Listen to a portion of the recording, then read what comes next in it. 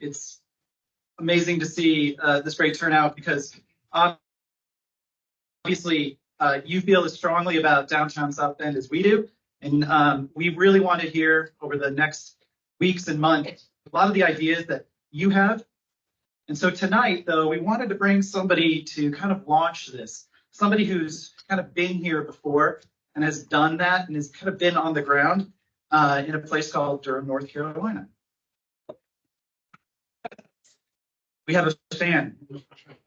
Her name's Casey Steiner. She brings her own fan club, I guess. But so tonight we're thrilled to have Casey Steiner, a founder of Finding Next and the current executive director of Made in Durham, a workforce development organization in Durham, North Carolina. Casey is a national expert in urban innovation strategies. And tonight she will tell the story of how Durham, North Carolina's downtown, was revived through place-based efforts. Casey brings valuable on-the-ground experience in urban innovation strategies to help downtowns realize their full potential. Casey?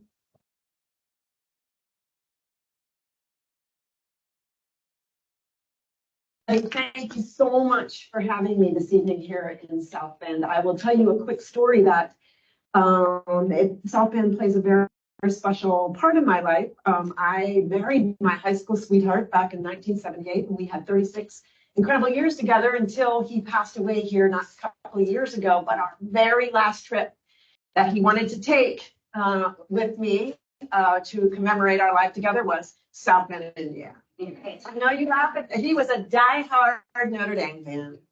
He also happened to be a big Indianapolis Colts fan, so we had to do the Colts as well. But it was a great trip. And sorry to say I haven't been back in many years, but it was fun walking around your downtown today, getting a sense of all the great things that are going on here. I want to say a couple of things first before we get started. And that is that South Bend is embarking on a new master plan for its downtown. You heard earlier what all that's going to take and how you should get involved. But please understand, I'm not here to talk to you about zoning. I'm not here to talk to you about how many parking spaces or how all that works. That's their problem. I'm here to help you all as a community understand why it's really important that you get involved in this process, that you ask a lot of questions, and that you engage in what your community can be. Because I'm going to do a little bit I'm going to do a little information around community work and why community work matters, a little bit of background, but I'm going to do a lot of storytelling. I'm going to get to tell you the story of Durham, North Carolina, and you're going to be surprised if you don't know Durham, North Carolina, how incredibly similar it is, or it was, quite frankly, back 20, 25 years ago to South Bend, Indiana. And then I'm going to tell you what I refer to as our awesomes and boots, all the things that we did in that process that really worked, and all those things that maybe we shouldn't have done that, and would suggest you don't do that moving forward, or things you could do, quite frankly, that we didn't do that would have made our downtown a lot better. You should also know that these guys hired me at their risk because I tell the truth. So when you ask questions, and we're going to have time for questions, I'm going to be real. I'm going to share with you my experiences, what it looks like, what it didn't look like, answer questions as best as I possibly can around your particular project or your particular concerns about your project. But that's what I want you to do here tonight. We're going to talk a little bit, and then I'm going to have a Q&A. However, I'm not one of those people that has to talk forever. If I say something in this presentation, during the course of the presentation, that really bothered you or excites you, or you just need to understand better, raise your hand. I will take a question during this conversation. I don't want you to lose that thought in the moment. That's really important. But at the end, we will have Q&A, we'll have conversations, we'll talk about some stuff, and we'll kind of go from there. Any questions about the project? We got the great team itself in the room tonight that can kind of help guide you on all the what's next parts of it. So with that, let's get started. So a little bit of background. Why communities and why downtowns matter. I do think it's important that we put this for the story of the downtown, right? I want you to understand that one of the single biggest issues in the United States today is our inability for businesses in our communities to find workers. We cannot find workers. I do in my consulting business, one of the things I get hired to do a lot is interviews with business and community leaders. I was telling the team here, I've already done 294 of them in 2024 across the United States in 8 different states. And this is all I hear. We can't find people to work. We can't find people to work. We can't find people to work. Now, one of the reasons you need to know that is the case is that we're just diminishing as a country in terms of our population. And what's happening is the baby bust. I don't know if you know this, but we've actually been below our replacement rate since 1972. So since 1972, we haven't been actually replacing ourselves across the United States. Second of all, our life expectancy, sorry, everyone in the room here, me included, our life expectancy has actually been decreasing. We are down to 76 now, as you can see, much less than UK, Canada, other countries around the world, along with the fact that most of us that are aging out earlier and quitting the workforce quicker. We're leaving quicker than our parents used to. And we oftentimes filled that gap with immigration. Immigration, we have not come close to our immigration number in the last 7 years. I know that sounds weird, but it is the truth. So all of this combined to show that we have this incredible talent development, talent retention, talent attraction, which drives our economies, allows our companies to be successful, allows us to be successful as employees, is hit an all-time low. And it just keeps getting lower and lower and lower. Number one issue, I hear, find me workers, find me workers.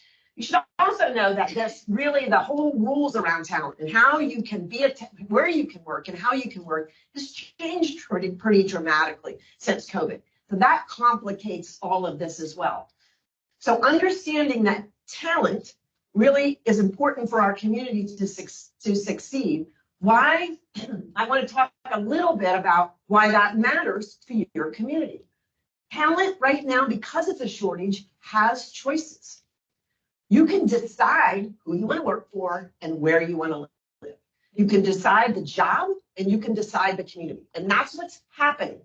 And what happens with this, by the way, is communities are now starting to understand that. Economic development organizations, cities like South Bend, oh my gosh, we're in a talent war. We have to figure out how to make sure if our economy is going to continue to grow, that we have the people here that can actually grow it. And so when talent has choices and how they can actually decide where to go, they need more than statistics. They need, okay, I'm looking at a job. I look through your community through this very personal lens. Is this a place I want to live? Is this a place I want to stay? When they are here, when your kids are here, when they're growing up, when the students are here, is this a place I want to stay in, I want to live in? And when they make the decision to take a job, it gives them comfort to know this is also a place I could live in and prosper in and be part of and be included in, right? This is important to them. So they're looking at it through that lens. So the issue here, ladies and gentlemen, is talent and workforce is driving our national economy right now. And the solution is people in place. And more important, it's connecting people in place. People have to come to a place they feel connected to. And they're making that decision over and over and over again right now. So understand that lens before you start thinking about your community and your downtown master plan and what needs to happen. So why is your downtown important? I like to tell everybody, because I do this a lot. Your downtown is your city's living room. When people come to your house, they walk in, you come on, you know it. They're half in the kitchen, they're half in the living room, they're checking out the house, deciding who you are, looking at the pictures on the wall, doing the whole thing. People are doing the same thing in your downtown every day. You just don't know it. It's just your living room. And it says a lot about who you are and what you value. Who you are and what you value. Remember that when you start thinking about your master plan, when you start thinking about all the pieces of it, what you want to see with it, if you want to engage in with it, it's who you are and what you value. And that's, by the way, ladies and gentlemen, why you have to get involved. Because all of your what I wants and what I value matter in this community. Connecting people in place matters. Getting involved in designing your city's living room really matters. It really, really matters. Okay? Probably should have picked a better picture than a lot of people drinking, but in my world, that's kind of normal. So let's start with, I know as you sit in your seats today, I know as you started to read all of this today, the first thing that goes through your head is, oh God, how is all of this possible? Like making a downtown robust and making around downtown can have all of the values and things that I like and new people would like. How do we do that? That's really hard. It feels intimidating, right? You look at your downtown and it feels intimidating. So one of the things I do is I love to tell the story of Durham, North Carolina, because the story of Durham, North Carolina, we were way far behind where you are right now. You've made a lot of strides in your downtown. There's still a lot of things you want to do, a lot of things that you could be doing. But in Durham, North Carolina, if you don't know, Durham, North Carolina is part of the Raleigh-Durham Chapel Hill region, but most well known for Duke University, right? It's part of the Research Triangle Park. So, but before I get into that, let me just say to you, you're not the only ones doing this right now. There's just a few pictures of cities that I've been in throughout this state, in other states, to this size, larger, smaller, and with all incredibly different attributes around it. It doesn't matter whether Ashland, Ohio, which has maybe 20,000 people in it. It's one of my favorite downtowns in the whole wide world. I can still go to the penny store, the candy store. I love that place. It's really, really cool. What everyone here is focusing on, though, is how do we provide opportunities for people to see us as a community, but also to see each other and connect people. In Durham, we coined the phrase. Eventually, we coined the phrase. By the way, you'll learn through this process that many times we had no clue what we were doing, right? But we tried to do things and we figured it out along the way. And then we iterated and changed it and added things, we pulled back things as a result of learning this process and what it is that we do. But one of the things I think that we learned really, really early on that I will leave you with today to think about as you move forward today. If I leave you with nothing, your downtown, in addition to all the things it needs to have, stores, businesses, residents, it has to have what we refer to as places that inspire collisions. Inspire collisions. Places where people who would not normally get the opportunity to meet. Not even half the time, not even by design. Unintentional. But in the next thing you know, you're connecting, you're commuting, you're engaging in this space. So in Durham, there's very little space that's not like free space, like a lawn space or park space that isn't specifically looked through the lens of what intentional collision can I make happen here. And that's very, very, very much by design. And you can see what I love about all these communities is that they've done that. They figured out all kinds of ways to actually make people, like for instance, when I'm in Ashland, which is this place right here, you see that butterfly and angel wings on the wall? My grandkids, by the way, I have grandkids all over the United States. I'm Irish Catholic. So I have 3 daughters, one in Ohio, one in Indiana, and one in Florida. So I often bring them together at one of my kids' house and we go downtown exploring. Yes, I'm that grandma. That makes them do that. And we stand in line to get pictures in front of those. So you can stand in front of it and be the wings are behind it and get pictures. I can't even tell you people I've met standing in line, waiting to take their picture with the and we get talking and we find out who they are. Why are you here? What are you doing? It is really, really important to, again, connection is how people determine whether or not to stay here and be part of it. So everyone around the U.S. is doing this right now. Everyone is doing it. How do we make our community a welcoming community, a community that connects people and shows the community who we are and what we value? Okay? Really important to move forward. But let's talk about the story of Durham. Look, does this look similar to you? This down. We could be looking at downtown South Bend, couldn't we? We could be looking at downtown. Right? There's a lot of ways this has actually happened, but and this is actually, believe it or not, a not even current picture. I just love this picture so much, I refuse to change that.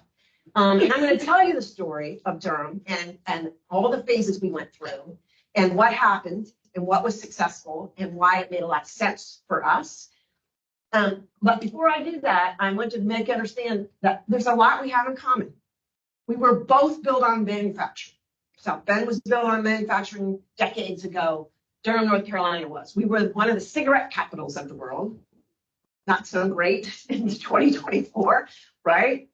We have when we started this project a couple of years ago, we had 2.5 million square feet of empty, abandoned trees growing up through the ceiling. I tell everybody, well, we just started in rooftop gardens, just did it from the bottom up. That's all. We had 2 million square feet of that kind of location or that kind of facilities in Durham when we started this. We were not let's just make Durham pretty. We were a mess. We were really a mess. We struggled through that decline. Best thing that ever happened to us, though, is we were so poor, we couldn't afford to tear down all those buildings. So they stayed. And eventually, we were able to renovate them and replace them as really economic engines for Durham. We rebuilt our economy. It's like you all rebuilt your economy after the manufacturing changed up significantly. And we both have premier universities in our community, which need to play a big role in who we are and what it is we do. Need to play a big role. So that's our commonalities.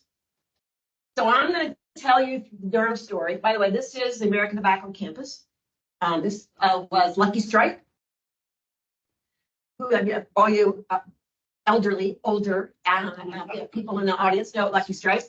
The other one manufactured in downtown Durham was Chesterfield cigarettes, were the other one. So we have both were able to preserve the Lucky Strike manufacturing facility and the Chesterfield manufacturing facility. Both renovated in totally different things, but are both there. I want you to know it's 25 years in the making. It did not happen. We're going to do a master plan. It's done tomorrow. There was 3 phases of this, but it happened over a 25-year period. And I'm going to share with you a lot along the way about why it really mattered, how it changed who we are and what it is that we do as part of it.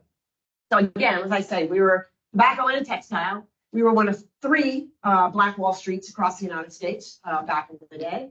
And we eventually became part of the Research Triangle Park. Right now, Research Triangle Park is in Durham County. It's not in Durham City, but 80% of the park is actually located in Durham, right?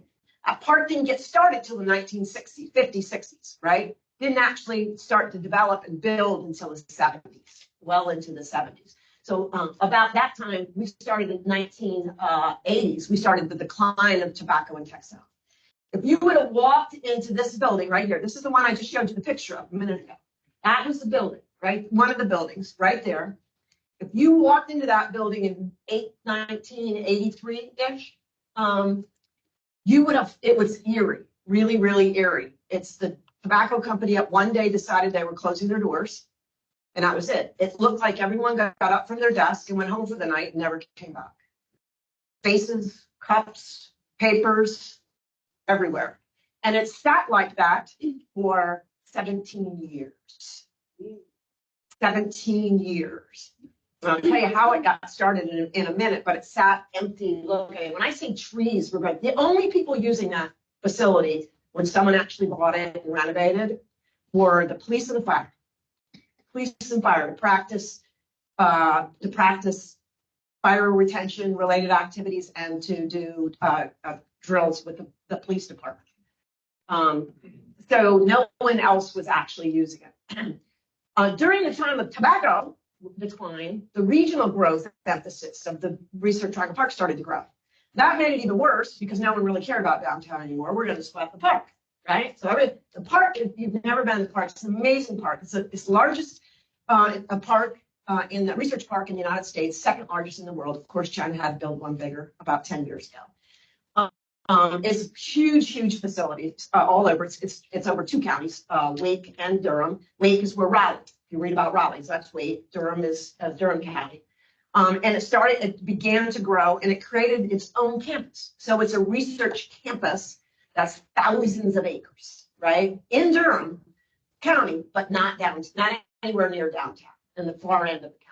That started to grow, and that then led to the major decline of the downtown. This is in the southern half of downtown, okay? Southern half of downtown, right there in Durham. I'm going to show you the evolution of the city. For 1993 to 2004, we like to say what was done was why people finally decided to do something was because no one else would. There's actually a great video. If you want to go online and look because no one else would. It's the story of how the American Tobacco Campus got built and done. It's a great story, and that's what it's called because no one else would.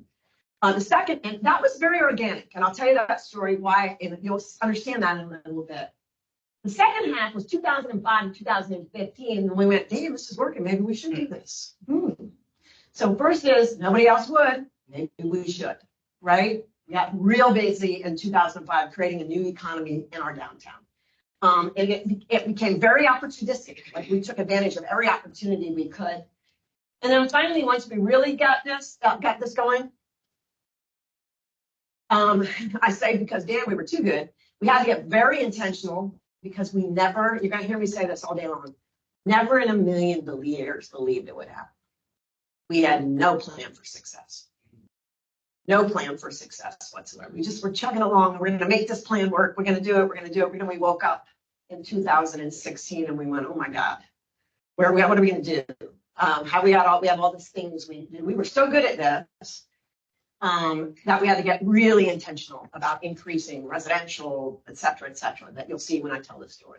But you can see it happened over that long period of time.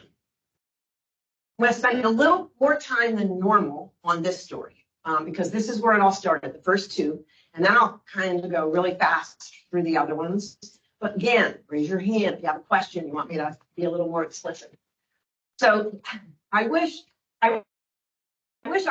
the honor one time of sitting and facilitating a conversation between Jim Goodman and Mayor Bell. Jim Goodman was the man that is currently the man that owns the Durham Bulls team. Okay, he also owns the American Tobacco. Also owns the American Underground, if you're going to hear about here. His company owns that. And Mayor Bell, at the time, was a county commissioner who eventually became the mayor. And they tell the story from two totally different lenses of what happened and how this project started the Renaissance. Durham Bulls back then, in the 1990s, was still a single A league. It was exactly what you saw in the movies, right? The Bull Durham movie, filmed in Durham, was about the Durham Bulls. It's exactly what it was like. Jim Goodman owned a Capital Broadcasting Company in Raleigh, but his territory was a larger territory. And when he looked at his territory, the only place that was non-performing was Durham. Non-performing was Durham. Like, what's going on in Durham? I'm not getting any business out of Durham. We got to do something here. So his philosophy was, he did some research, and his philosophy was, listen, when you're in the broadcasting business, you can grow your business two ways. Number one, you can grow your market, or you can grow your area, or you can make every piece of your market better, right? So he said, my worst piece is Durham. I got to go do something in Durham. So he comes down to Durham, sees the Durham Bulls Stadium, which, by the way, is still standing today, in downtown. We preserved it because we value that. Yes. So it's still standing. It's really cool. But he looked at it, he said, this is kind of crazy. I want to make it bigger, better, do some things. I'm going to create this sports park in between Raleigh and Durham. And that first one is going to be the Durham Bulls. I'm going to build him a new place. So he goes and he meets with the owner of the Bulls, another little guy, great guy, own the Bulls, and says, I want to buy it. Will you sell it to me? He said, at first he didn't say that. I take it back. He said, look, I got this new park I'm doing. I want you to do this one down there. I'll build you a new stadium. You bring the team down. He says, okay. Mayor Bell, who's then Commissioner Bell, hears about this, says, no way, you're taking the Durham Bulls out of So they get into this argument, this conversation about what it is that they can do, and they offer to build him a brand new stadium downtown.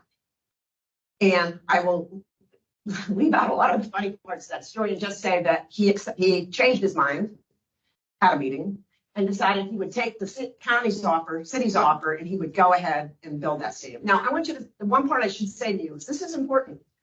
When they decided that they were going to build that stadium, they went out and put it out for a bond referendum. They were going to spend all this money and build a stadium. That bond referendum got killed. 90% no.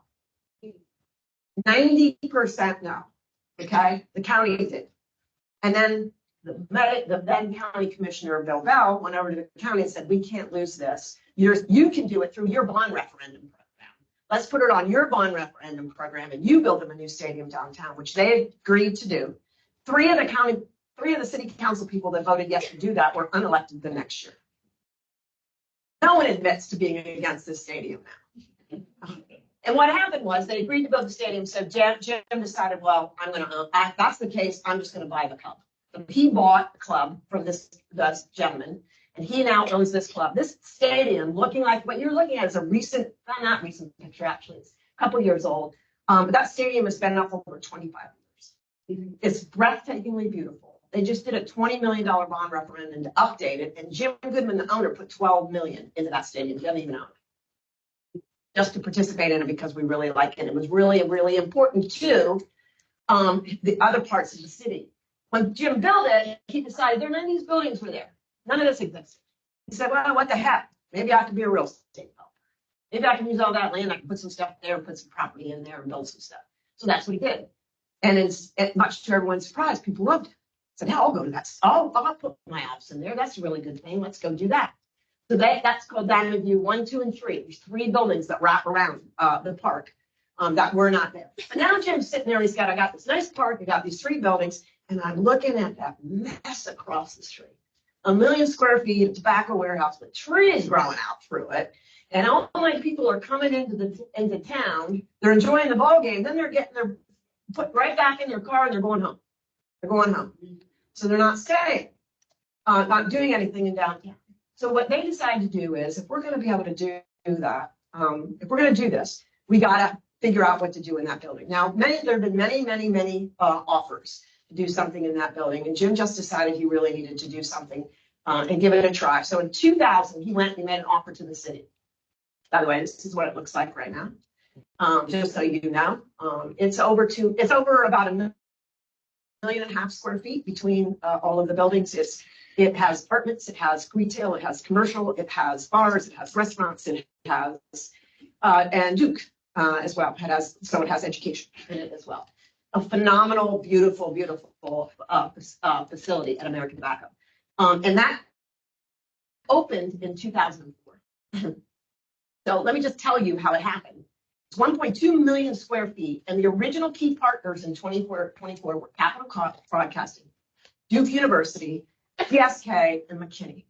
And what that happened, and what became the way we did this moving forward, how we did downtown development moving forward is the main developer, in this case, Capital Broadcasting, would go to key players in the community and say, for me to get financing to do this project, I need tenants guaranteed. I need tenants guaranteed. Duke, you got to guarantee me 30% of the square footage that you're going to rent from me. GSK, which by the way is GlaxoSmithKline, major drug development company in the park, who were also very involved in Durham. You got to guarantee me X amount of percentage of the square footage. He would go back and he would get key players to guarantee him to becoming a tenant for X amount of years at X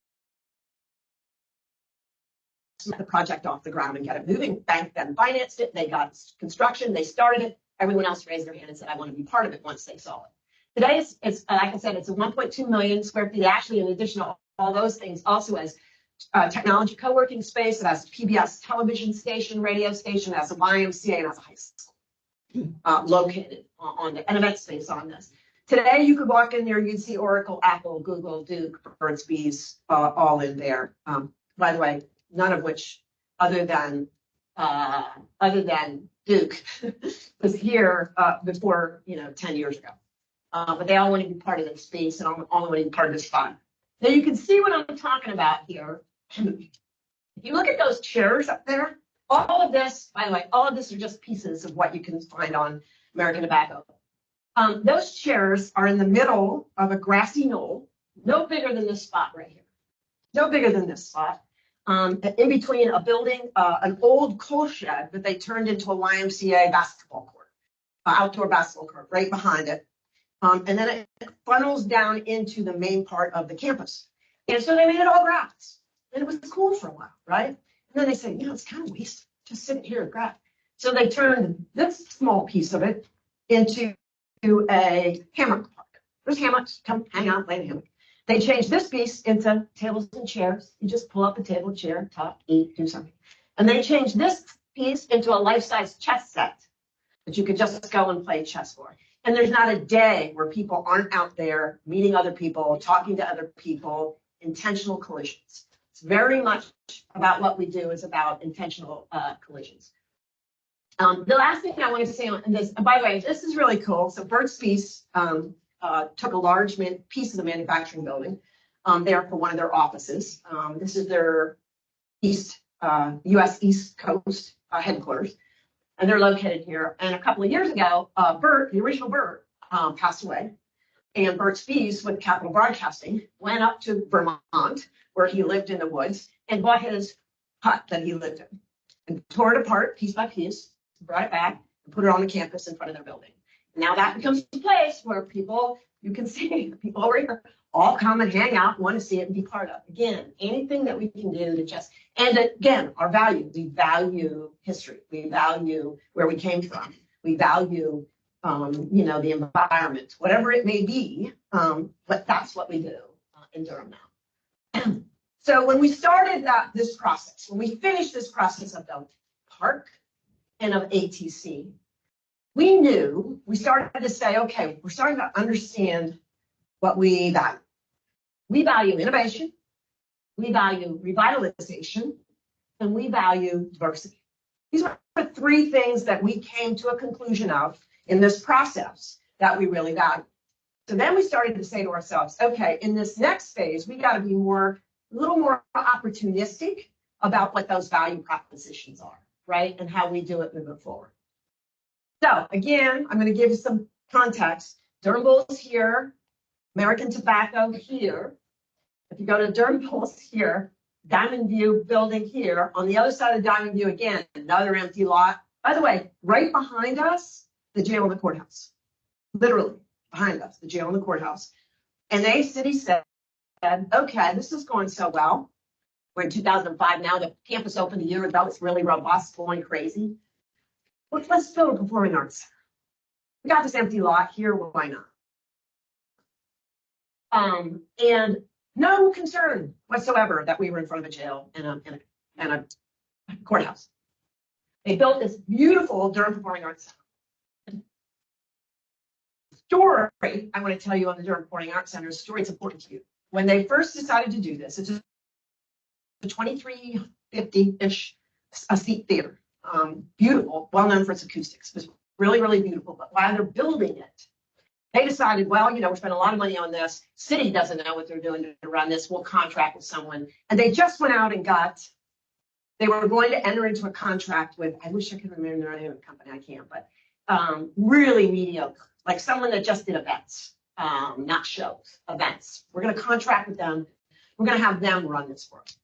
And people like you sitting in the audience said, excuse me, we just spent a boatload of money on this. And we know the community arts centers typically don't make money. They hopefully break even because what they do is bring tons of people into town to eat, shop, and stay overnight and do all those other things and create a lot of tax dollars in your community. So as long as it's not making money, it's good. They said, it's kind of crazy. Why should we go in with that thought? Let's go figure out what it is that we need to do that's actually going to make this not only a phenomenal place, but actually maybe make some money while we're at it, right? What the heck? So what they did, and the community, it was the community ran their hand. No, we want better than that for this. Because they were feeling good about where this was going. They were feeling their opinions were valued. They were feeling like they were engaging. American Tobacco campus is 1,002,000 square feet. If you ask anyone in Durham, they think it's public space. They have no idea it's privately owned because it's always open to the public. So they decided they wanted that. So the city, to their credit, listened, went out and hired two companies. They hired Niederlander to to actually do the bookings for what would be there. And they have hired performance facility management company at what Theater Later, by the way, has theaters on Broadway. And performance facility management company is out of Rhode Island. They said, here, we're going to give you a fee that we can afford. We know it's a little less than what it is you want, but here's the deal we're going to give you. Well, all the income comes in, all the expenses are paid. We'll do profit share. We'll split the profits with you 50-50. You get 50% of the net we make, city will take 50% of the net we make. They said, okay, that's an incentive. We can work our butts off a little bit harder to make some good money. We'll do this. The first year of operation, it put $1 million into the city coffers. City share was $1 million. The year before COVID, it was $7 million.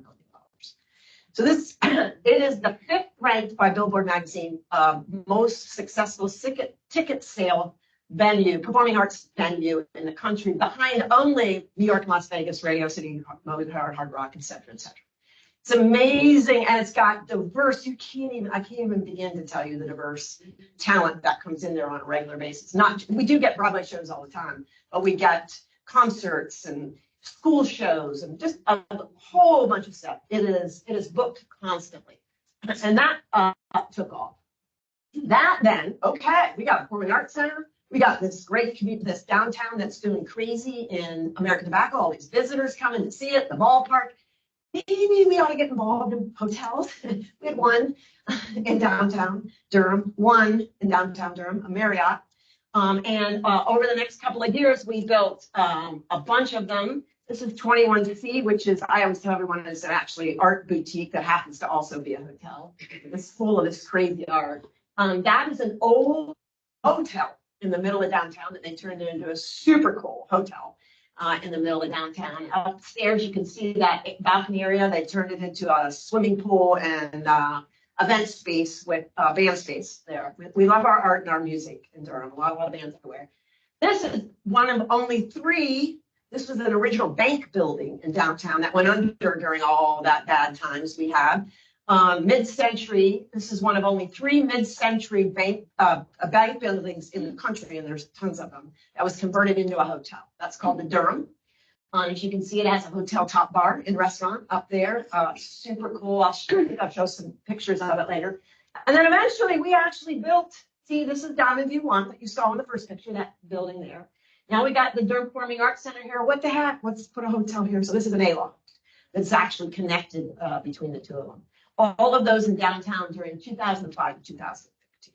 Very now, we're being really opportunistic. We got some real good things we can do, and we can kind of go from there. We also got restaurants, bars, and retail. These are just a bunch of. Oh, by the way, this is the inside lobby area of the Durham Hotel. They call it Durham's living room. So if you're in Durham and you're just hanging out, you get to come hang out in the lobby and have a cup of coffee and do whatever you want. They have a lot of stuff that they do just in their lobby for Durham residents to do. We have our own BU Cafe with live music and entertainment every week, Black-owned. Black-owned Duke grad. Started his own business here. It was a great thing there. This gentleman right here is a James Beard finalist for mixology. In one of our bars in downtown Durham. This is how every alleyway is used. There's never not used in some fashion. And some retailers, you can see, we take pride in making every cranny something that you want to go explore and see and be part of. Again, this was going on in 2015. We had to do this now to keep up with everything that was going on, right? We have all of this activity, all these people all of a sudden coming into town. What it is that we can do to keep up with this. And the other thing that I really want to talk about now too is we also started to see that we started to get younger and younger people into the community. Again, this was just early on. It was just a feeling. It was just a conversation, seeing people, talking to people, doing those intentional collisions. And what we found was that with all of the great things going on in American Tobacco, we were actually getting a lot of young people. And some of the things in American Tobacco going on in the park, we have our first tenant in the park was IBM. We have a lot of high-level technology stuff out in the park, and a lot of grads, Duke grads, UNC grads, North Carolina State grads, were saying, I think I might want to get into the tech business. I want to be one of these entrepreneur tech startup companies. And Durham is cheap as hell. Let's just go get some space down in Durham, hang out in the coffee shop, and figure out if we can start a company. And that ended up creating, I can tell you lots of stories on that one, lots of really, really, really fun things we did to get that going. But we created now what's called the American Underground, and that was 30-day space for anybody that wanted to take it, large, small, shared up conference rooms, all of that stuff to meet that demand. We worked specifically with Duke University on all of their graduates and engaged people, told them all about the space, what they can do. And that's one of the conference rooms that's upstairs on the rooftop.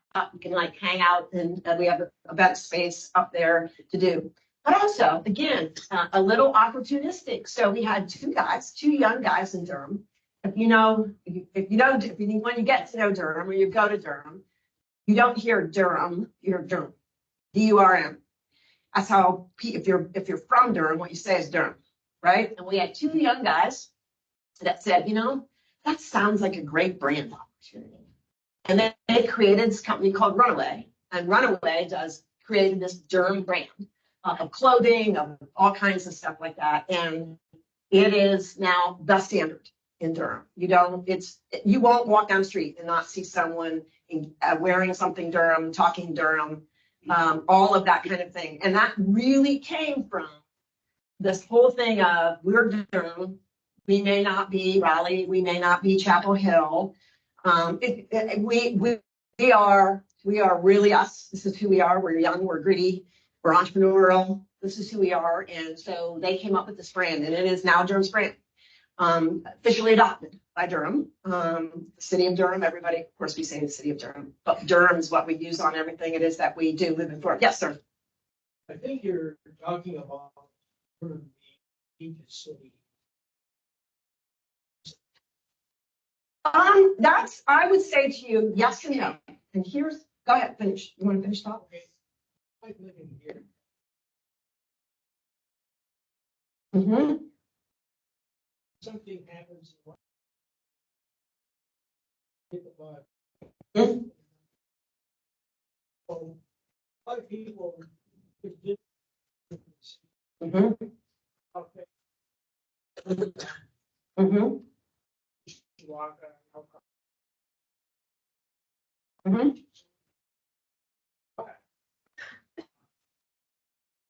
A lot of people come to see these areas, just a small city, South Bend, a smaller than Mishawaka. Okay. That's not it at all. Mm-hmm. That's contagious. Yep. So, metropolitan statistical area Yep. here is 812,100. I like numbers. So I guess you do. I'm impressed. So, I think we have an advantage being city. Yep. So, how do we compare with home? Mm-hmm. Statistical area population? It's 812,000. It's 905,000. I better live here. Contagious cities are fun. Contagious cities are really fun. And here's the other thing that contagious cities often do. Not always, but often do. We are a contagious city because we live in the triangle. So we have, and we say this to people all the time, we have Raleigh. We have lots. We consider the Research Triangle 13 counties. But the three main counties, if you don't know, Research Triangle was built on not on the counties or the cities, it was built on the university. It was the triangle between Duke, UNC, and NC State. That's what got it started originally. But Duke is Durham, UNC is Chapel Hill, and the NC State is Raleigh. And then there's all kinds of subdivisions. Smaller communities, little communities around those larger cities. Yep. Mm-hmm. But what I love about it, so the point he's making, I just think is an excellent point. What we found is, number one, we work together. It took a while, but we work together incredibly well as a collaborative. Really well together. If you're in the economic development business, you learn that it's not a question of what city you pick. It's a question of what MSA talent pool you pick. The city is just where you find the right dirt for the right building, right? Because people move in and around these. And what we found in it is that each of us, if you ask anybody in the triangle, each of us have our own culture, have our own thing. Durham is young and gritty and just entrepreneurial. Chapel Hill is very much a college town. Really cool college campus, lots of things going on. Just really cool college town. You go to Raleigh. Raleigh's also this, in addition to NC State, which has its own campus, Centennial campus, that is built outside of downtown. It's getting so large, but it is actually a state capital. So you have the state capitol there, but you also have what we like to say all the time. You have a lot of corporate there. So you start in Durham, you grow in Durham, you may end up in Raleigh. But what we say is you find a place in the triangle. The point you're making.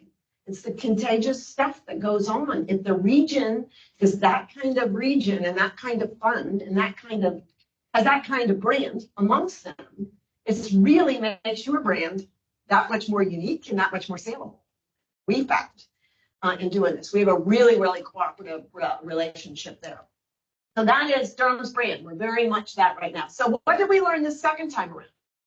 Well, we learned who our brand and our vibe was. You'll hear me use the term vibe a lot. When you ask people what you think about something, what they end up telling you isn't really, well, they're this. They start to tell you what they feel, right? It's a feeling. It's a vibe that you get when you're in a community. We're a very creative class. We're very, very talent recruitment and retention focused, and we're about ecosystems. When we got into the tech entrepreneurial world, we realized we had to create an ecosystem for that. That requires different things than other kinds of industries require. So we're very attuned to how we create ecosystems.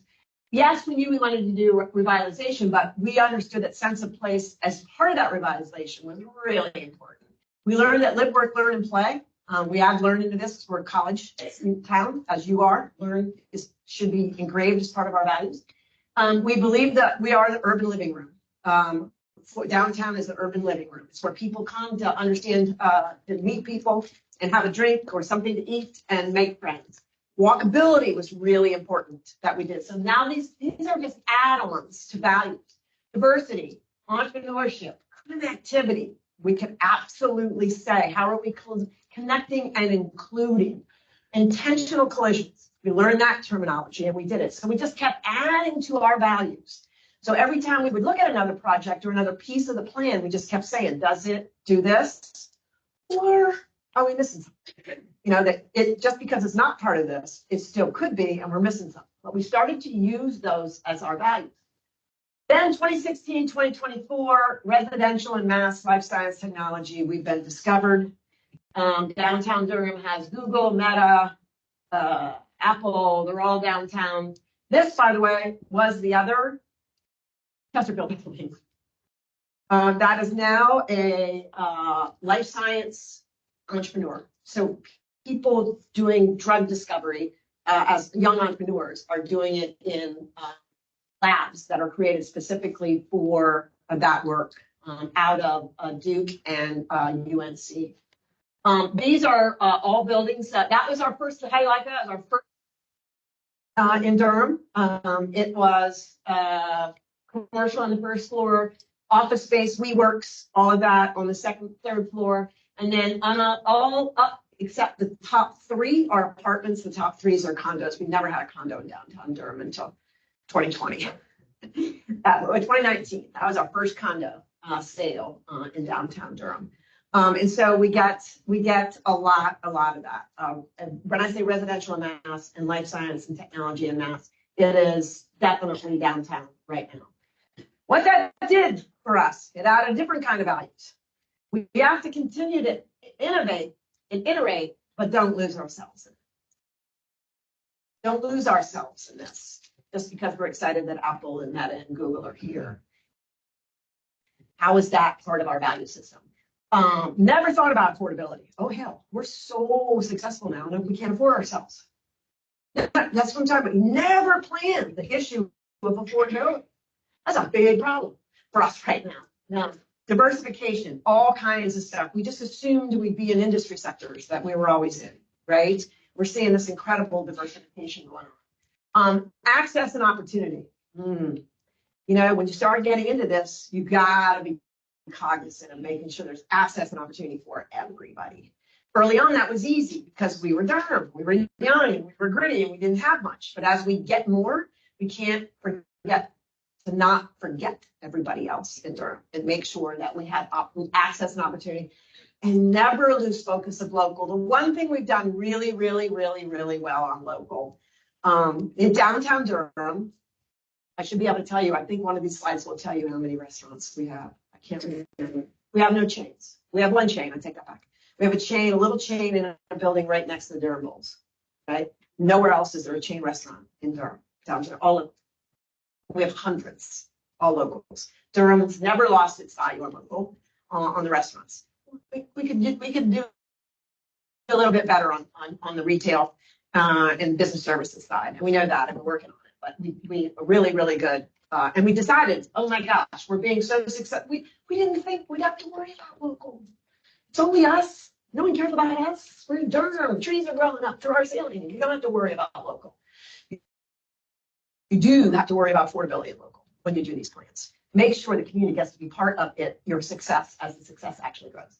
So some awesome moves. Let me give you that now. If you want to look at these numbers, I won't go through them all. It's ridiculous. Ridiculous numbers. When we started, there were 3,800 employees. There's now 17,500.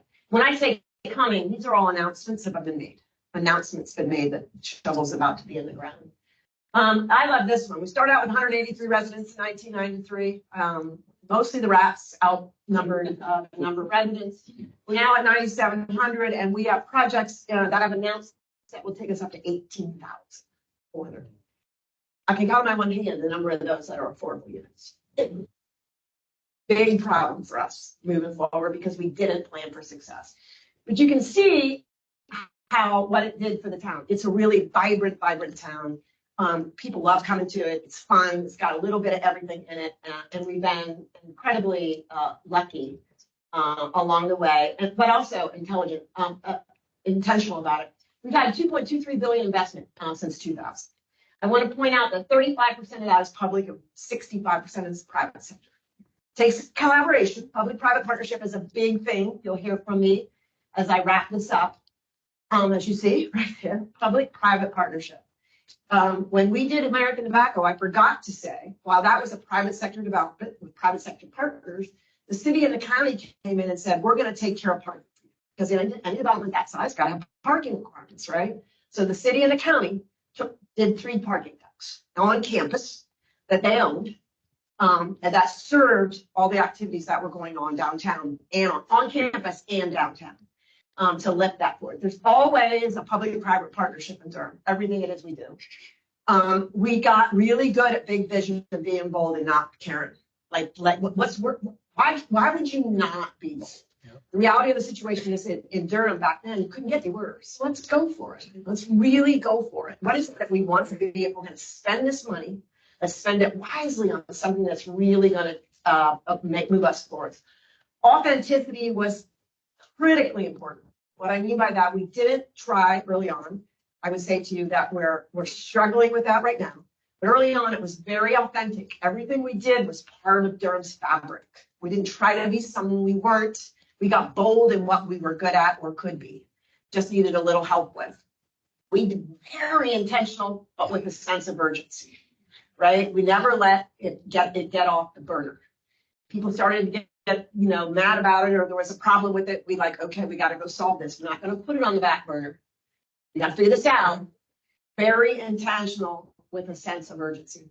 One of my friends, who was the vice president of Duke University, and he runs real estate for them worldwide. They have campuses in China and places like that. And he was essentially one of the architects of the original Duke engaging in Durham on the real estate play. He would say to people that and they did it for 10, 12 years. They're doing different things now because we don't need their engagement in real estate play anymore. We don't need it. We got private sector people coming in and doing it all. Back then, we really needed them to play that role. Now we need them to do different things, which is what it is they're doing. But he always says it takes money, guts, and leadership. And if one of those is missing, it won't work. Money, guts, and leadership. And I say that to you, there are people that lost elections because they voted for the city that we've become. back then, people said, no way, we can't do it. I'm not going to do it. I'm not going to do it. And they lost their seat. But it takes money, guts, and leadership. What we wish we knew, plan for success. You heard me say it 50 times. We never planned for success. Never saw it coming. I've been doing that when I have to go in front of city council every once in a while, which I do every once in a while. I always do that. Okay, remember that part where I said we didn't plan for success? Okay, now we're paying price. Here's what we need to do, right? So planning for success, I think, is really, we also didn't plan for change in leadership.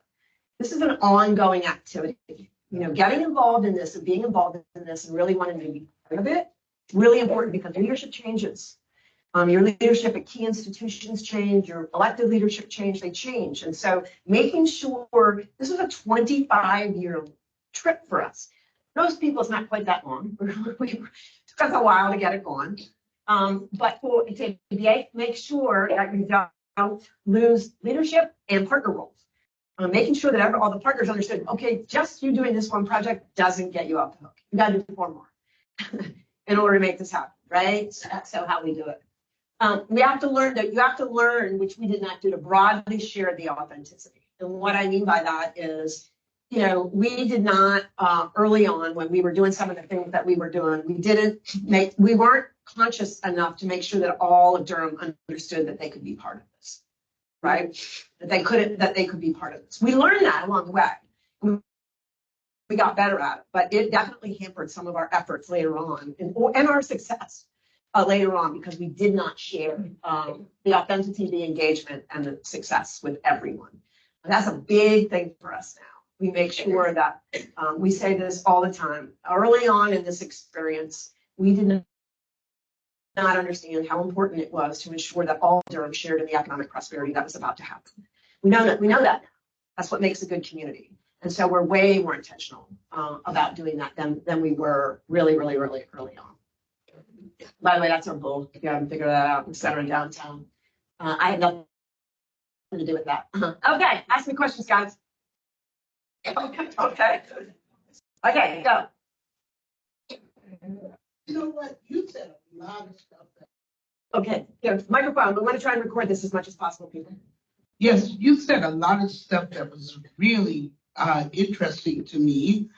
And one of the things that I liked was that living room concept, that the heart of the city is a living room. I never looked at it that way. Yeah. I thought that was great. This Black Wall Street, Yep. That started in North Carolina? Yes.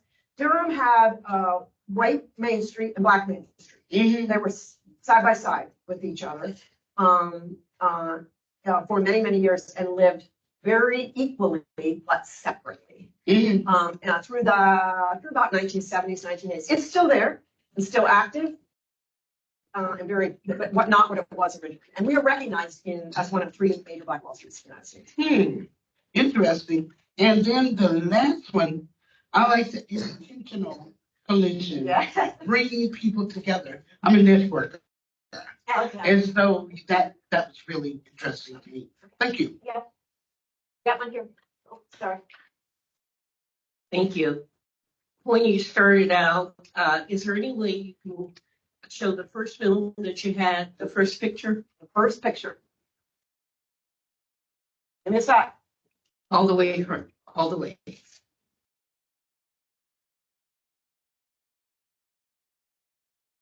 Oh, not that one. All the way.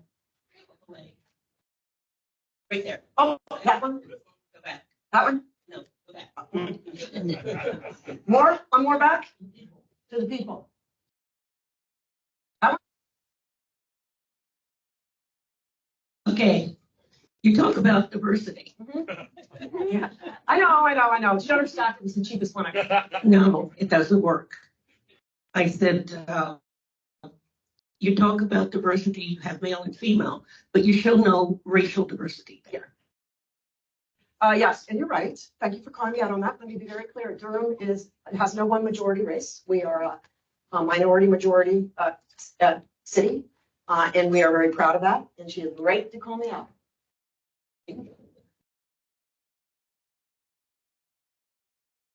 You touched briefly on access and opportunity.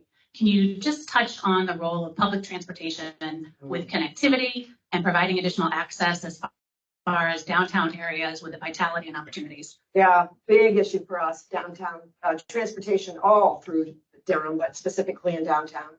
Now I'm going to get myself in trouble. Where's Scott? Is he still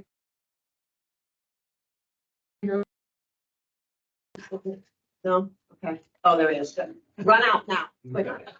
Run out now. So when I told you earlier that we use Duke heavily for real estate, and I said their roles changed. For 5 years, they paid for free transit around downtown because it would connect to their campus and then go beyond that and then come back and do that and do that. And that was a role they did so we could run the numbers to be able to justify to get the financial federal funding that we needed to be able to run our own bus system. But we have had to add that. It became very important. And I will say Notre Dame is a big supporter already. So everything was great, but how do you guys work with crime?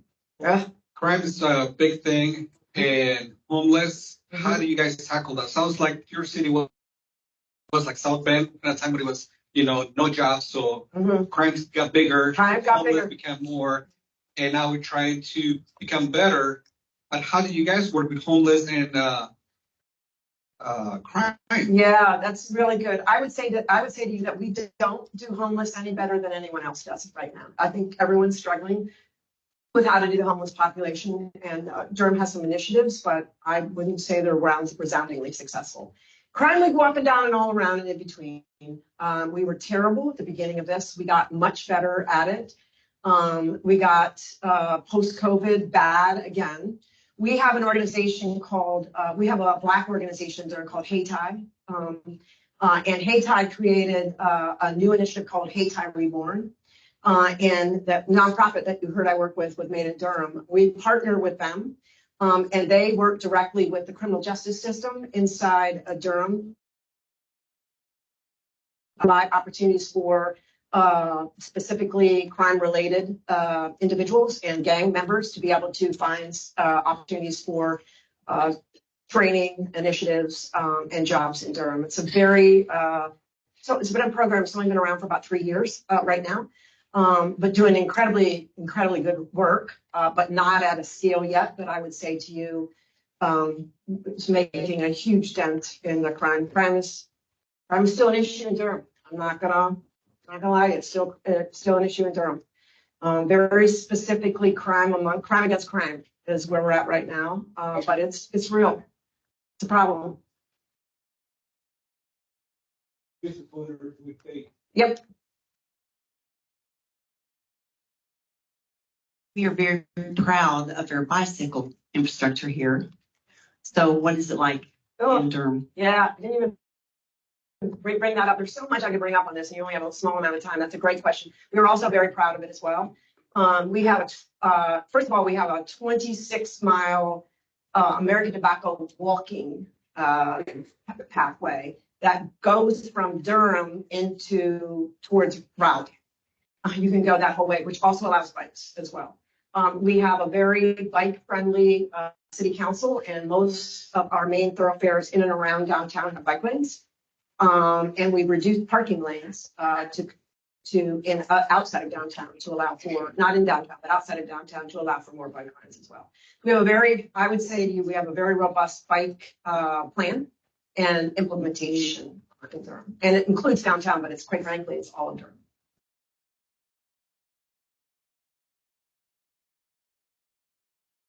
Yeah, almost all. Yep. We have some of that. But it's more individual community. That's one that the individual communities do more together than in other issues where we collaborate really well. Bike paths were much heavier. Durham's much heavier in the bike paths than Chapel Hill and Raleigh. So we don't have as much, but what we've been able to do is get close there. Durham does show up as a bike-friendly city with the League of American Bicycles. They're also building some lanes that are dedicated. I was just looking. Yep. They're in the process of just establishing some lanes. Was that now part of the lack of planning for success? Absolutely. Was Cycling. Transit. pedestrian, Transit in general. Yes, 100%. I could give you a long list, but they would top it. Affordable housing is probably equally top of the list. Okay, I appreciate the closing and your talk about, not planning for success. And it seems to me like the issue is who is the success for? And so the success should be for the ones that need lifting and support the most in the community. And one of the questions I had is how does this success impact the public school system in Durham, and just what kind of impact that might have? No softballs to me tonight. That's what Durham Public Schools is still a very weak link for us. So I have to go back just a second. Durham Public Schools, city schools, county schools, two different schools. City schools were black, county schools were white. We merged them together. All the white people back then decided to go to private school, right? So we had all kinds of issues in that collaboration. Over time, we were able to work through some of those, but they still basically our Durham Public Schools underperform compared to the state and national average. We spend a lot, the nonprofit that I work with, we spend a lot of time in Durham Public Schools working towards some of those issues, but those issues, quite frankly, are way bigger than just the youth in schools. These are huge family issues, to the point you were making earlier, how you lift people up. There are wholesale parts of Durham that can't afford to live in Durham anymore as a result of all of the success. Again, we didn't plan for that. So, there's some real issues with that. But Durham Public Schools are what do I want to say? Durham Public Schools aren't overperforming by any stretch of the imagination, but we have leadership at Durham Public Schools up until very recently that were really engaged with making sure that changed. As Josh will tell you, in North Carolina, I'm not familiar with Indiana, but in North Carolina, Durham public schools are funded through the state funds them, but the local county has to match. So the school district has no taxing authority. So the school district has to go to the county commissioners to get funding for the schools. So one of the things that we did was put together a plan with the school district to work with the school district to get the funding that they needed from the county to be able to do the things that they needed to do on some of this stuff. So that inhibits just the structural way that schools are run in North Carolina, inhibits that especially in urban areas. Especially there. Now, I will say this, in the New York Times, last week, there was an article that Harvard University did looking at post-COVID improvement, right? Where we knew we had big learning loss during COVID, right?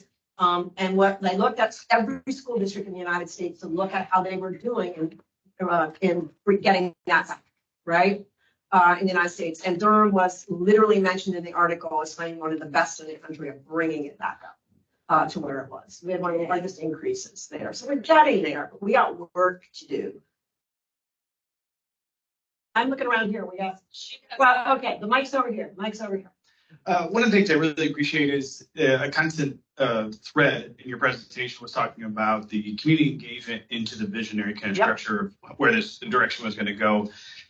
You look at South Bend, there's a lot of common characteristics in Durham. What advice do you offer when you're kind of next chapter of this process of visionary boards and kind of looking at, but what advice do you offer the community when we're talking about a balance of an homage of the history of the city versus what the city can be? Yeah. I do think the process that I understand it, and talking to Tim and the team that you're going through right now, is a great process. I congratulate each and every one of you for showing up tonight and actually wanting to hear about this, and hoping that you're going to take that and move forward from it. But I think what you have to do is you have to be very intentional about understanding who all in your community needs to be represented in that conversation. Local businesses, young adults, communities of color, the universities, there's pieces of all this. So what I strongly suggest people do is you do these, you get some good themes, right? You get some good themes that are coming out, and then you do very specific focus groups and invite people to dive into that theme a little bit deeper, right? Rather than everybody be part of everything, right? So do a bunch of community groups, take a lot of notes, make note of who's really interested in bikes, bike paths, right? So if we're going to make sure that we're multimodal and bikes are being included, oh, we have 5 people at this community event that really were into that. Let's do them and some other people and create a focus group and go deeper and say, this is something we want to explore more. Help us explore. Okay, my name is Daryl McKinnon. I'm an Air Force veteran. I'd like to know what type of support groups do you have? For, Is that AMVETS, BFW? oh yeah. So you do have? Yes, sir. We do. Okay, all right. We do. Absolutely. All right. Veterans important in our community. I'm dating a veteran right now. Does that matter? Go Air Force. Actually, it's my first account. I'm going to share with you. Like, if you haven't figured that out, Casey knows nothing back. So this is my first boyfriend since my husband passed away 12 years ago. And I picked a vet. Thank you for that. I had a question. Where am I at? Over here. What are you doing to catch up on affordable housing? And what are you doing in a more granular way? Like, it seemed like it happened, but it didn't happen by magic. So Yeah. what did the city do, or whoever? Yeah, our city council, very important issue to them. And so what we have done is, the city has done very well, is found plots of ground around the city that they own. For instance, we have a big new interactive bus station, right? And so it was on a large piece of ground, and they parceled off 2 pieces of that and were able to create affordable housing opportunities there. They put it out to bid, only affordable housing. They lay out the parameters and their definition of affordable housing. People come in, bid it, and they go from there. You see more and more and more of that. I think the second thing the city does in terms of home ownership, it's really, really careful about what it does in neighborhoods to not disrupt neighborhoods, they do a lot to make sure that the people that need assistance with fixing up their home get that assistance they need to fix up their home so it doesn't become a negative for that kind of thing. We also have, to the point the gentleman was saying earlier, we have a lot of nonprofits in Durham. We love our nonprofits in Durham. We have 4,700 registered nonprofits in Durham. Yeah, but several of them provide all kinds of affordable housing opportunities for, not just veterans, but for people coming out of prison, people coming out of drug addiction, all of those things. Each of them have a specialty, bought properties in neighborhoods with the assistance of the city and provide housing for them as well. So it's pretty diverse. I've got to tell you, it's barely hitting the number. It's not. Every community I work in is dealing with affordable housing. It's just really, really, really, really hard. But you got to be intentional about it. You got to put money into it. You got to know what's happening. You got to do what you can. You got to be aggressive. We got the mic over here. A mic over here. Yeah, my question kind of relates to that as well. But goes beyond it. Gentrification. You've got a lot of nice, really pictures of gleaming buildings in downtown. And I think we're experiencing here a real resentment about a downtown where the money is going, and then the neglect in the neighborhoods that surround it. And if you look at the people involved, even in this crowd here, it does not represent really the entire city. And when you build new, you're going to price yourselves out. I didn't notice a huge increase in median income. It's only 52,000 today. No, there's 53,000 in 2020. I can't remember. It's a little bit higher. If I didn't change that number, that was my bad. Yeah, and so that you have. Higher. But the point in you saying that is that actually is a red flag for us. It's this weird thing when you look at downtown and you look at the median was this and now the median's this. You say to yourself, of course it's this. That's the only people that can afford to live downtown, right? If they're making this. So that to us is a red flag to say, okay, what are we doing to make sure that there's more diverse income, people with diverse incomes actually living downtown. Not everybody downtown making $60,000, $80,000. Well, nowadays that's nothing anyway. $100,000 a year. So from that perspective, I think gentrification is a really big deal for us in neighborhoods right now. I will say this to you, and I get the argument, and I'm not going to argue that community improvement is really important, right? Neighborhood improvement is really important. But having worked with cities and counties all of my life, I also know that for cities and counties to invest in neighborhoods, they have to have the tax money to do that. And the biggest generators of tax are downtowns and industrial and commercial locations. So the more you can do to generate that tax revenue, put it into downtown and make that happen, generates revenue to be able to be spent elsewhere. Otherwise, for them to do that, they have to raise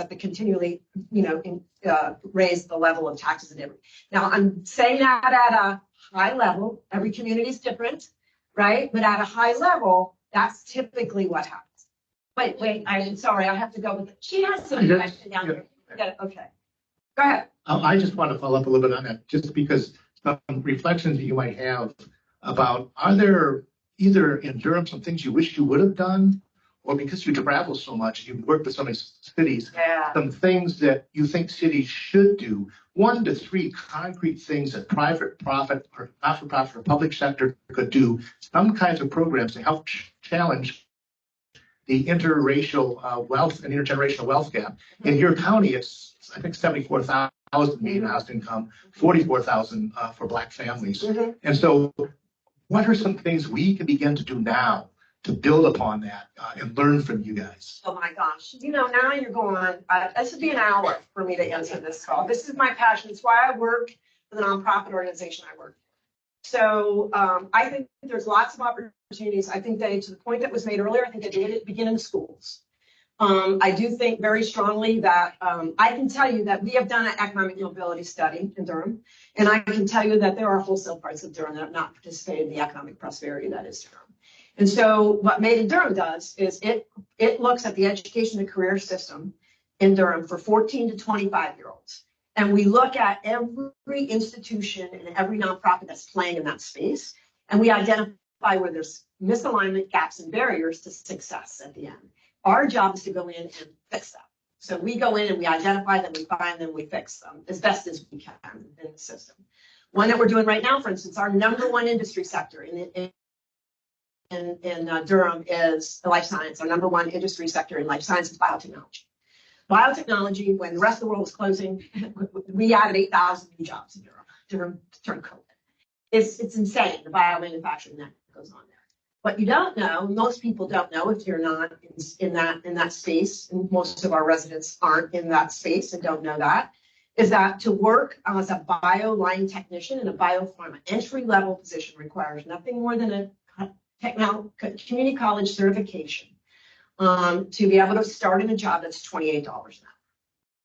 So what we did was we looked into this. Why aren't they knowing that? Number one, they weren't aware of it. I told them, there's a great line that one of our guys at the chamber uses all the time. It says, so if you know Stranger Things, the show Stranger Things, they were written by 2 guys from Durham, graduates from Durham High School. And so the joke in Durham is most people in Durham think that the Research Triangle Park, life science is something that goes on behind the trees in the forest back there, like Hawkins Lab and Stranger Things, and they don't want to have anything to do with it.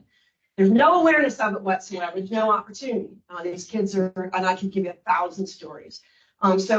These kids are working multiple jobs. They're can't afford college. Et cetera, et cetera. So what we did was we worked with the community college and we created a program for specifically communities of color. They 18 to 25 years old, and I say 18 only because you have to be 18 to be in a biopharma floor because they have drugs in the building, so you have to be 18. And we put them through a certification program that we created with the technical community college. We provide success coaches, we provide the computers, we pay for the tuition, we pay for transportation, and we pay a $10,000 life stipend. So they can put some of their life on hold. These people are working $2, $3, $10 an hour jobs. There's something their life on hold, and go and get this certification. And then we have guaranteed job interviews on the back end for this program. We put 150 kids, young adults, 18 to 25, through this program already, out there making $28 an hour. I just was trying to get the statistics before I came here, how many have been promoted since then, because it's life science, especially biopharma manufacturing, is a great career pathway. None of them know that. None of them see it, never been exposed to it, can't afford it. So there's programs like that out there going on everywhere, but I would say to you, what you need to do is be very, you have to balance. You have to balance, how do I make my community affordable? But the same was, how do I make my people more successful so they have $100,000 job, right? So you don't want to just, oh, let's make everything, this, so people can afford. No, the idea here is to also get them over here and have opportunities. So again, from my advice to you, you got to do both at the same time. You got to think about affordable housing and what it is you're doing. You got to think about, you have to do the data analysis and understand what your community looks like, why it is what it is. I can tell you what our rates were 10 years ago. I can tell you what they are today, and I can tell you what we aspire them to be 10 years from now. Because we've done that research and we put those in the ground, and we want to be able to do that because not just because Durham's a good community and loves doing that stuff, but it's a lot easier to do. And we have 4,700 nonprofits, one of which will raise their hand to do it. So it's always good. Okay, what I'm concerned about is property taxes. Okay. Once this whole project takes place, Mm-hmm. well, let's just start with this whole library deal. Okay. My property taxes went up crazy. Okay. So once this project is completed, that's going to affect my property taxes. Now they have a relief, something that you get 2% only increase for the next several years. Yep. But heck, they hit me so hard this past year. I'm thinking to myself, I'm all about growth. Yep. I'm all about change. All of this is wonderful. Mm-hmm. But how is it going to affect the people that own homes in this radius of downtown? And how big is this project? Yeah. I mean, I look at your pictures and I'm thinking, okay, that could affect homes that are Yes, it did. in a 10 block radius. Yeah, I'd say 10 block radius. Yes. So how is that going to affect folks that own homes that have paid for years to own their homes? Mm-hmm. And now I see a lot of commercials, we'll buy your home, and I'm sure that's part of this project, so I'm wondering, how is that going to affect people that own homes and our taxes? Yeah, that's a very legitimate question. One more thing. Okay. There's a Grow Your Community meeting on day after tomorrow. I tried to get in on that meeting and it's on the wait list. Okay. I'm So looking I'm around the just, room. Do you know that one? Tim, anybody? No. Okay. I don't know that one, but wait, back here. Oh, you just wanted the mic, or you want to answer that question? Okay.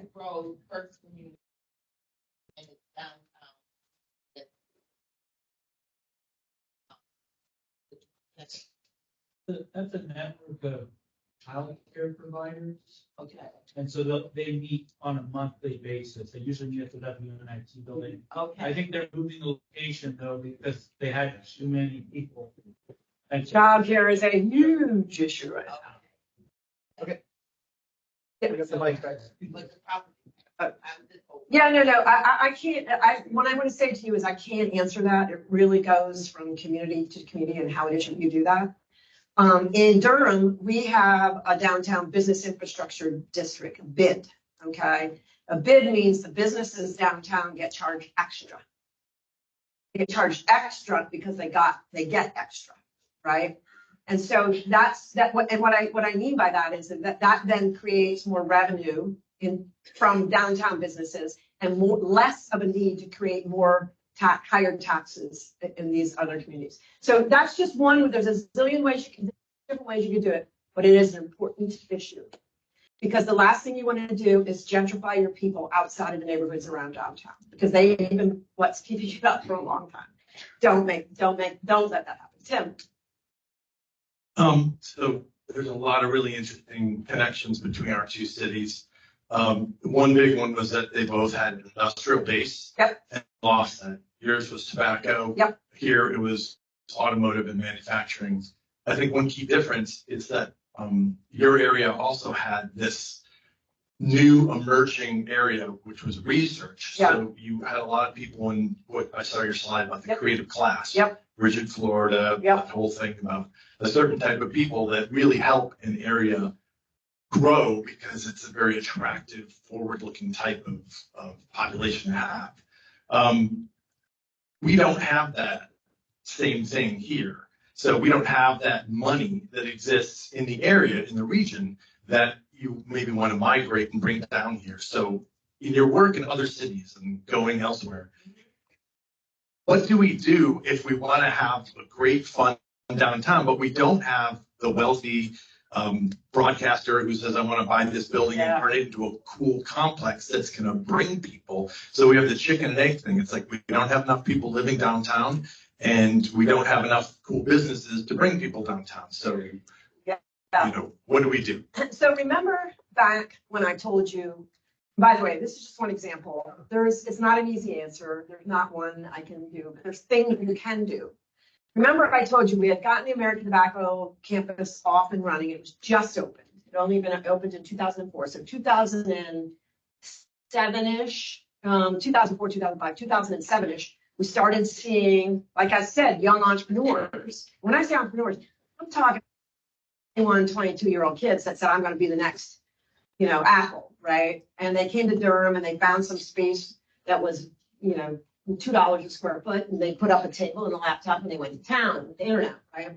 So when we started to see that and we decided that, this was a real opportunity for Durham to actually invest in creating that creative class, right? I can't create the mega developer, gentleman, Mr. Goodman, although I wish I could, if I could do a few of him, like would be good. But you can look to create what it is you're looking for. In our case, we're looking for a creative class. So what we did was we did a couple of things.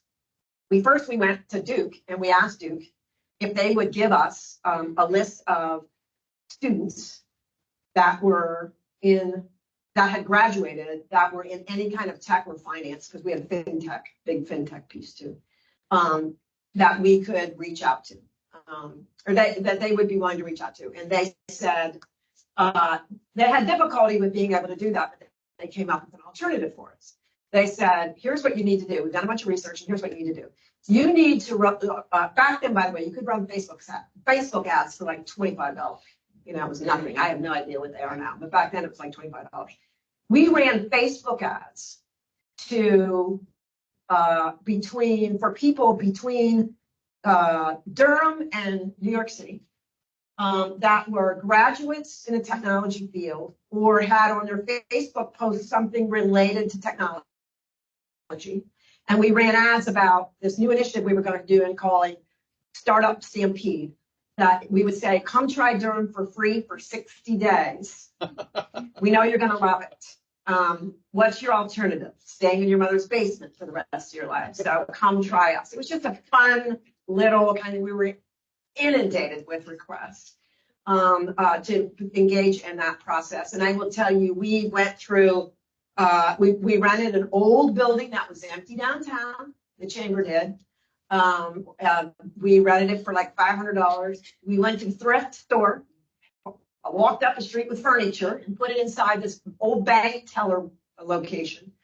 And we started accepting applications. The Chamber of Commerce did. We started accepting applications. We got inundated with requests. We selected 12 for the first class. We brought them in, helped them build their business. We brought in 2 or 3 people that were successful entrepreneurs to talk to them, engage with them, do that kind of stuff. Surrounded them with the love that is Durham. And what do you need? We'll connect you. We'll connect you. We'll connect you. And they were there for a couple of months, and then they graduated, and then we did another class, and then we did another class. We put 36 entrepreneurs through that program.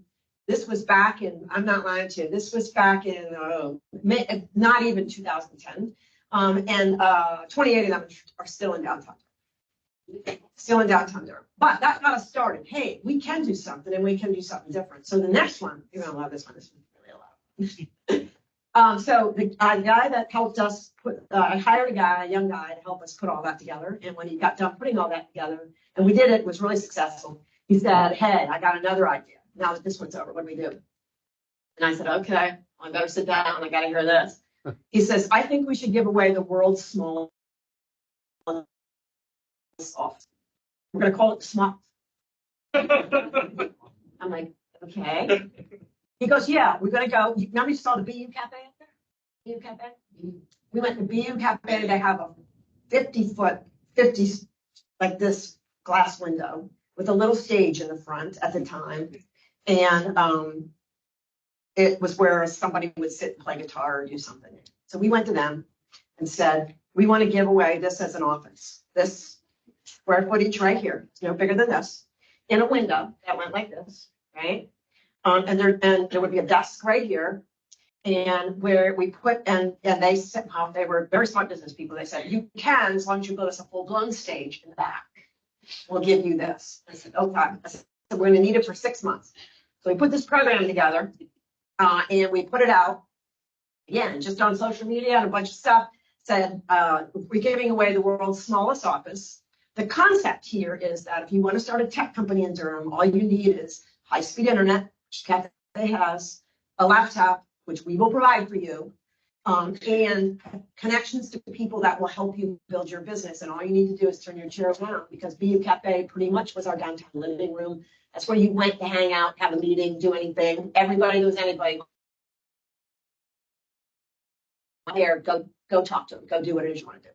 So we put it out and said, you had to give us a video, blah, blah, blah. And it was just a joke, like, this will be fun, right? Let's go do this. And we did it. And we got press like you would not believe, Wall Street Journal, New York Times. Everybody picked it up, ran an article on it. We got ridiculous amounts of responses. We selected one who, 3 sisters, who had a tech company that resold makers, people who are making things. And after a while, you didn't get it sold and you wanted to sell them on discount, get it ready. They had a site that was just for that, went out and sold stuff and helped all the local all the North Carolina makers resell stuff. It was really amazing. And they sent an amazingly funny video in which they worked out of their car trunk and said that the small office would be an improvement.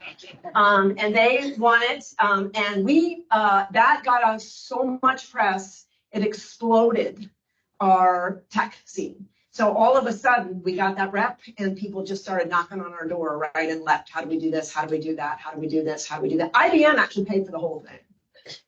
We got IBM to pay for the whole thing because their thinking is it's tech talent. If they don't end up starting a business, you're going to come work for us. So let's do that. And they did that. I'll end with my favorite part is that we actually applied just because it was getting such great press.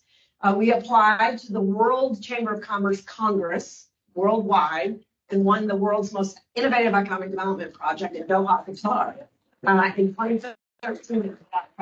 So you just have to be creative, know what it is be intentional about what it is you want. We knew we wanted tech creatives, right? So we went after creatives in a creative way.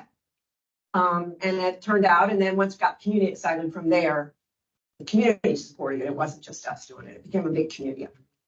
You go for one last one. There's somebody way in the back who's been waiting. Yes. I'm going to be honest, it hurt my heart when you said that you saw the green space and thought of it as wasted and quickly repurposed it. So how did you incorporate natural elements that are so good for people and planet? Yeah, the green space that we talked about was a small green space because we have a large green space in the middle of the American Tobacco campus, which has become where we hold every major event. That's why I say Durham thinks it's theirs. You can go there and literally, I'm not lying to you. 2 years ago, I was walking through there and James Taylor was sitting there underneath the water tower strumming it. And I'm like, that James or not? I found out later it's playing a beat across the street. Just came over, sat on the lawn, started saying anything. Everybody used it. Green space is really big. It is really, really important. And we incorporate it into everything it is we can do. The biggest problem we have with green space is that our downtown is an old school downtown built environment already. Finding green space for it has been challenging. Finding green space for childcare downtown has been really challenging for us to be able to do that. So we don't. And overall, what's really important for us downtown, we took every option we had. We took. We just didn't have a lot. Casey, I think we've covered a lot of topics tonight. Yeah, I mean, have we maybe mentioned everything that might go into a downtown? Oh, God. I'm We sure might be there's, missing something, right? I'm sure there's someone in this crowd right now thinking, Yeah. Well, yeah. yeah. No, that's great because we do want everybody else who maybe weren't able to ask a question tonight or have a lot of thoughts about what could happen in downtown to continue to participate in this Envision Downtown event. And there are opportunities for everybody to participate. And the next time, if you are so inclined, is Thursday, this Thursday, February 22nd, right here in the St. Joe County Library's Community Learning Center, where there will be two presentations. They're both the same. One's at noon, one's at 6 o'clock. These presentations will be guided by city staff. We also have one of our consultants in town that is really dying to hear all of your ideas. But if you can't come at those times, you can come anytime during the day. Just drop in, pop in. I think we're open at what time, Ange? 10 maybe? 12? Okay, so from 12 o'clock, if you can't make it to that 12 o'clock presentation, but you're free around 2, come in, talk to us. We can run through some of the exercises that we have planned just for you. So you're going to have your own guided exercise with planning staff to talk about things that you think would be really important for downtown. So with that, wait. Oh, that's right. The other way to engage, we really want you to do so, is to participate in an online survey. There are little tablets out front that you can do it here, but you can also do it at home on your phone. There's a QR code that you can scan in out front, and it's also on together.southbendin.gov. That's together.southbendin, all one word.gov. And there's a tab for downtown planning. And so you can go there as well to find that. And so now I think there's an additional visioning session. So I'm really glad that I have my staff in the audience behind me of all the other opportunities. So March 5th is another visioning session. It's the same session that is on Thursday. You can come once, you can come twice. You can spend all day if you really, really want, but it's the same sort of exercises. So we want to make sure that if you can't come Thursday, you can come March 5th, which is Tuesday. There's a sheet out front. If you wanted to sign that, we'll be sending you personal email about the upcoming things as well. Thanks. And I just want to say what incredible